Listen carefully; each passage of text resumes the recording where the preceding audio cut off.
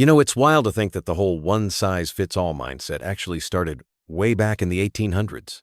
I had always assumed it was more of a modern retail thing, but it all ties into how people started running factories and offices too. It totally surprised me when I learned that. The Industrial Revolution really set the stage, didn't it? Suddenly, efficiency was king, so it made sense, from their perspective, to try and create rules and systems that could apply to everyone, whether you were making boots or managing a team. And that assembly line thinking just kind of seeped into everything, especially how businesses organize their people. Instead of really considering individual needs or talents, they leaned into blanket policies, one rule for all, no exceptions. But what's funny is, people aren't machines, right? I mean, what works for one person can totally backfire for someone else. Yet, a lot of organizations still act like we're all just cogs in the same wheel. It's like that old mindset just refuses to die. That actually reminds me of how HR departments still seem stuck in this old-school way of thinking. Even with all the talk about individualized workplaces, plenty of HR professionals keep pushing these one-size-fits-all policies. I feel like some of it comes down to habit. It's what's always been done, so why challenge it?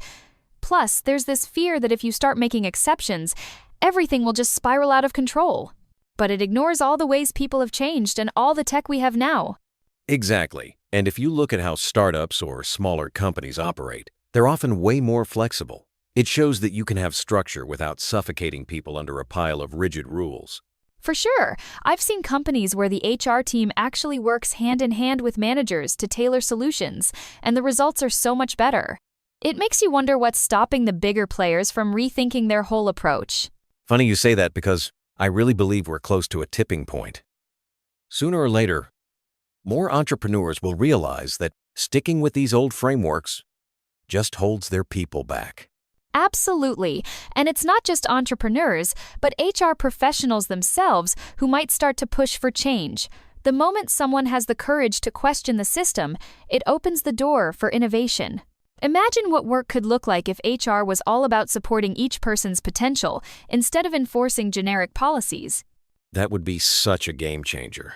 Maybe in a few years we'll look back at one rule fits all in the same way we look at dial-up internet or typewriters, kind of quaint, but totally outdated.